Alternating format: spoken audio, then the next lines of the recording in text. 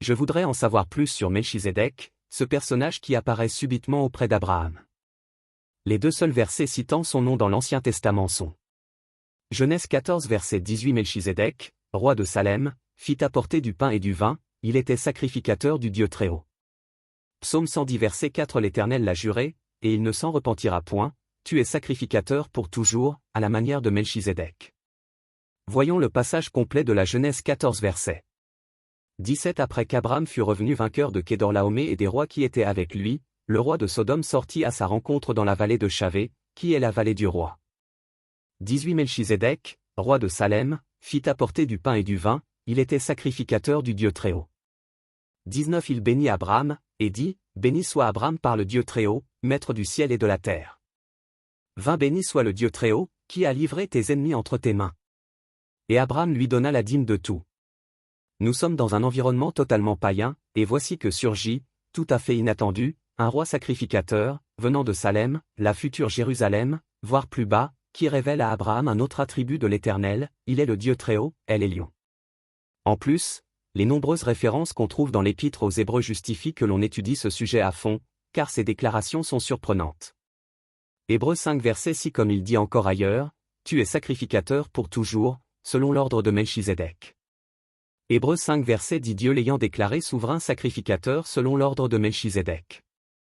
Hébreux 6 verset 20. Là où Jésus est entré pour nous comme précurseur, ayant été fait souverain sacrificateur pour toujours, selon l'ordre de Melchizedek. Hébreux 7 verset 1. En effet, ce Melchizedek était roi de Salem, sacrificateur du Dieu Très-Haut, il alla au-devant d'Abraham lorsqu'il revenait de la défaite des rois, il le bénit. Hébreux 7 verset 3. Il est sans père, sans mère, sans généalogie, il n'a ni commencement de jour ni fin de vie, mais il est rendu semblable au Fils de Dieu, ce Melchizedek demeure sacrificateur à perpétuité. Hébreux 7 verset 10. Car il était encore dans les reins de son père, lorsque Melchizedek alla au-devant d'Abraham.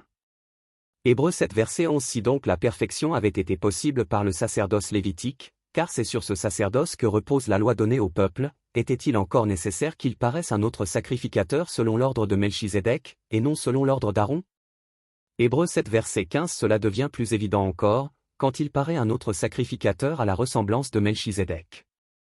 Hébreux 7 verset 17. Car ce témoignage lui est rendu, tu es sacrificateur pour toujours, selon l'ordre de Melchizedek. Hébreux 7 verset 21. Car les Lévites sont devenus sacrificateurs sans serment, mais Jésus l'est devenu avec serment par celui qui lui a dit, le Seigneur a juré, et il ne se repentira pas, tu es sacrificateur pour toujours, selon l'ordre de Melchizedek.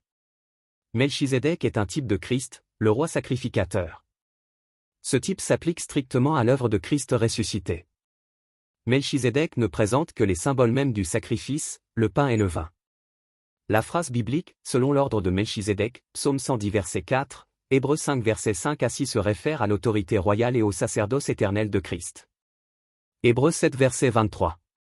Le sacerdoce, selon l'ordre d'Aaron, était interrompu par la mort, alors que Christ, sacrificateur selon l'ordre de Melchizedek, roi de justice et roi de paix, Hébreux 7 verset 1 est investi d'un sacerdoce éternel et non transmissible.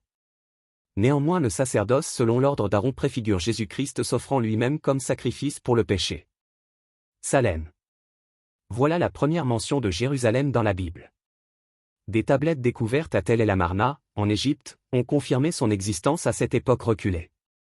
Ces tablettes sont des lettres échangées entre les rois d'Égypte et les divers souverains de Palestine et d'ailleurs, au XVe siècle avant Jésus-Christ.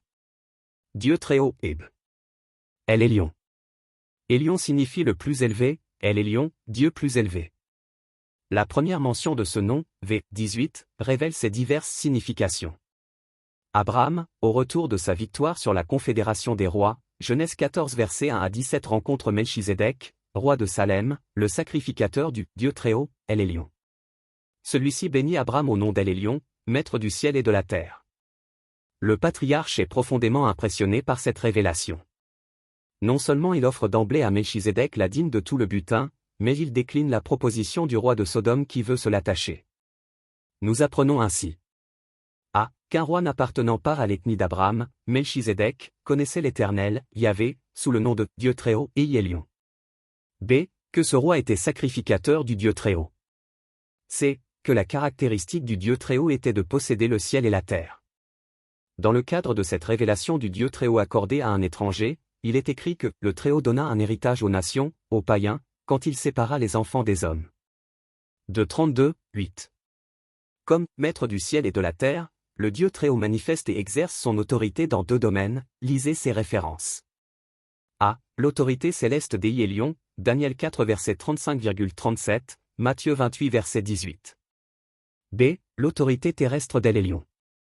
Psaume 9 verset 2 à 5, 21h7, 47 verset 2 à 4, 56 verset 2,3, Daniel 5 verset 18. Mais qui était donc ce roi sacrificateur? La Genèse n'en dit que peu de choses. Abraham le considérait comme étant bien au-dessus de lui, puisqu'il lui donne la dîme du butin. Le nom lui-même donne des indices supplémentaires, il était roi, Melech, de justice, Tsédek, et de paix, Salem. En son honneur, la vallée de Chavé fut rebaptisée vallée du roi, 14h17. Il faut aller jusqu'au psaume 110, inspiré à David, pour en savoir plus. Sans hésitation possible, on voit que ce psaume décrit Christ, David l'appelle « Mon Seigneur », et l'Éternel le place à sa droite et lui confirme qu'il sera sacrificateur pour toujours, à la manière de Melchizedek. Si on ajoute à cela les 10 versets de l'Épître aux Hébreux, on ne peut que constater que Melchizedek était en fait une apparition de Jésus-Christ lui-même. À lui seul peuvent s'appliquer la description, Hébreux 7 verset 3, il est sans père, sans mère, sans généalogie, il n'a ni commencement de jour ni fin de vie, mais il est rendu semblable au Fils de Dieu, ce Melchizedek demeure sacrificateur à perpétuité. Lisez toute l'Épître aux Hébreux, c'était une magnifique démonstration que la loi n'a rien amené à la perfection, qu'il était nécessaire qu'un souverain sacrificateur apparaisse, établi par Dieu avec serment, pour que son sacrifice soit valable pour l'éternité.